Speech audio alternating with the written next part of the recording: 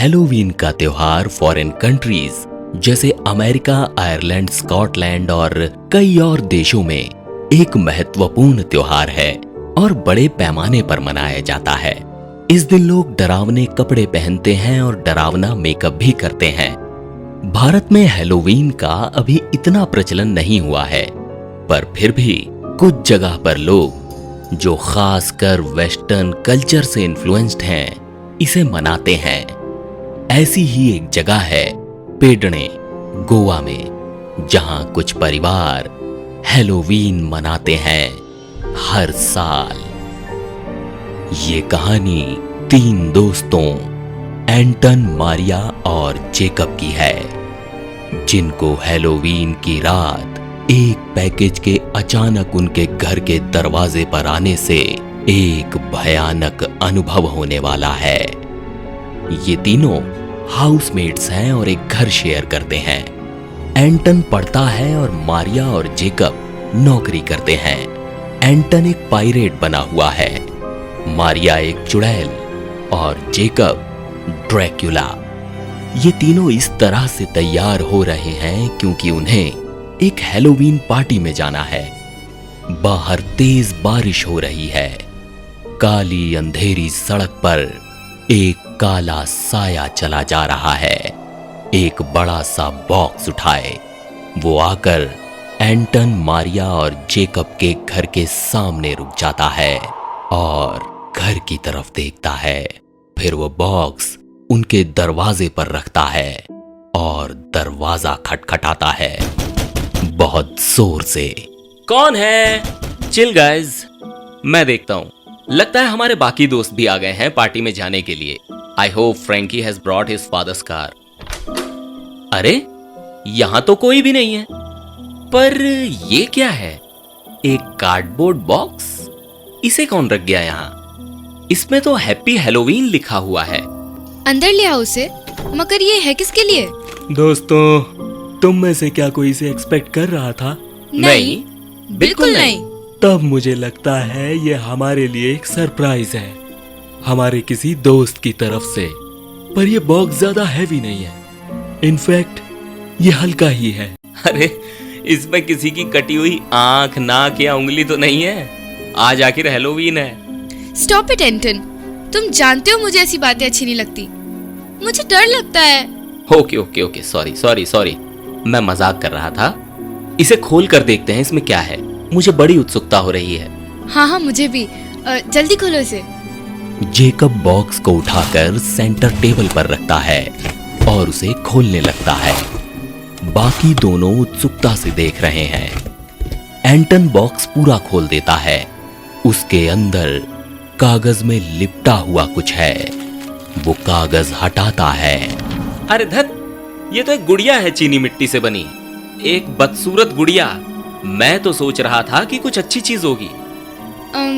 नहीं, it's kind of cute actually, लेकिन ये कुछ पुरानी लगती है और कुछ जगह से टूट भी रही है। बस यही गुड़िया है बॉक्स में और कुछ भी नहीं? नहीं यार, और कुछ भी नहीं है। बस एक कागज और कुछ घास फूस जिसमें रैप्ड थी। ये बड़ी अजीब बात है यार। कौन हमें एक पुरानी चीनी मिट्टी की गुड़िया भेजेगा, और किस लिए? हाँ यार, सारा मजा खत्म हो गया। कम से कम एक कटा हुआ सिर तो भेजता। तुम बाज नहीं आओगे ना अपनी बकवास करने से? तभी जेकब उन दोनों को इंटरप्ट करते हुए बोलता है, यार फ्रैंकी और बाकी लोग कब तक आ रहे हैं? वो लोग जा रहे हैं ना हमारे साथ पार्टी में? अरे हाँ हाँ, वो लोग किसी भी वक्त पहुंचते होंगे। तुम दोनों तैयार हो पर मैं नहीं। मैं जरा ठीक से अपना पायरेट का मेकअप तो कर लूं। एंटन ये बोलकर तेजी से दूसरे कमरे में चला जाता है। अरे एंटन, ज्यादा देर मत लगाना। ये कहकर जेकब जैसे ही पलटता है, उसे उस पैकेज के अंदर एक कोने में एक छोटा कार्ड जैसा कुछ दिखता है। अरे ये क्या है? एक कार्ड? इस पर तो कुछ लिखा भी हुआ है। क्या लिखा है इस पे? जल्दी पढ़ो ना। इसमें कुछ अजीब लिखा हुआ है और इसका एक हिस्सा तो बिल्कुल ही समझ के बाहर है। अरे पढ़ो ना, कितनी देर लगाओगे? जो भी इस गुड़िया से जुड़ी आत्मा को बुलाएगा वो अपने और अपने आसपास वालों की मौत को दावत देगा। ये लिखा है इसमें। मारिया और जेकब एक दूसरे को थोड़ा घबरा कर देखते हैं। तुम्हें क्या लगता है जो इसमें लिखा है वो सच है? क्या ये गुड़िया भूता है? पता नहीं, कोई मजाक भी हो सकता है। पर अगर ये सच हुआ तो? और वो हिस्सा पढ़ो जो तुम कह रहे थे कि समझ के बाहर है। माकारिका इगिन वेराता राज, बस यही लिखा है। क्या क्या लिखा है? क्या ये कोई मंत्र है इस गुड़िया को जगाने के लिए? एक बार और बोलता हूँ, माकारिका इगिन वेराता राज। जेकब और मारिया रूम में चारों ओर देखते हैं कि कुछ बुधा होता है या नहीं, पर कुछ नहीं होता। अरे ये बकवास है, क्या होगा? कुछ होना ही नहीं था। तभी सामने का दरवाजा जोर से पटक कर बंद हो जाता है और कमरे की लाइट्स जलने बुझने लगती हैं और फिर फट जाती हैं। कमरे में लगभग अंधेरा हो जाता है। बस एक कम रोशनी वाला बल्ब जला हुआ है कमरे के दूसरे कोने में। उसमें से बहुत ही डिम लाइट आ रही है। दूसरे कमरे में एंटन अपना मेकअप कर रहा है। तभी उसके मिरर के ऊपर लगी लाइट में स्पार्किंग होती है और उसमें आग लग जाती है और उसे एक जोर की चीख सुनाई देती है जो मारिया की है। एंटन अपना मेकअप छोड़ पलट कर दौड़ता है कि तभी उसका पैर एक स्टूल में फंस जाता है और वो सिर के बल जमीन पर गिरता है और बेहोश हो जाता है। मारिया, कहाँ हो तुम? ओह, कितना अंधेरा है यहाँ। मारिया, क्या तुम मुझे सुन सकती हो? कोई जवाब नहीं आता। जेकब धीरे धीरे अंधेरे कमरे में आगे बढ़ता है। तभी अचानक उसे थोड़ी दूर पर अंधेरे में चमकती हुई 4 खूनी लाल आंखें दिखती हैं। कौन है? कौन है? मारिया, तुम हो क्या? मारिया अब हमारे साथ नहीं है, सिर्फ मैं हूँ। देखो मारिया, मजाक मत करो यार, मुझे अब डर लग रहा है। मैं उस गुड़िया की आत्मा हूँ जिसे तुमने बुलाया है। तभी उस कमरे में रखी हैलोवीन के सजावट की कैंडल्स अपने आप जल जाती हैं और तब जेकब को जो नजारा दिखता है उस पर वो विश्वास नहीं कर पाता।